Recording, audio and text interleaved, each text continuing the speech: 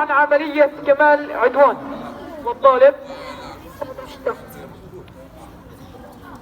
عملية كمال عدوان عملية اختطاف نفذها فدائيون من حركة فتح على الطريق الساحلي ب 11 آذار 1978.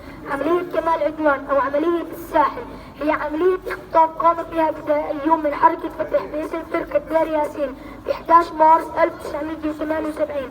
استهدفت مدنيين إسرائيليين في ساحل مدينة حيفا، حيث قام الفدائيون فتح باعتراض حافلة مليئة بالركاب متجهة إلى تل أبيب.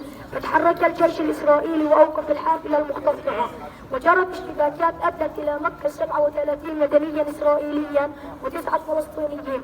وتقول مصادر إسرائيلية أن من قام بالتخطيط للعملية هو أبو نضال. وتذكر مصادر فلسطينية أن قائد العملية هي الشاب جلال المغربي. أما أهداف العملية: خطط للعملية أبو جهاد الوزير بهدف أخذ الرهائن والتفاوض لإطلاق سراح الأسرى في سجون الاحتلال، غير أن نتيجة العملية لم تحقق تلك الغاية.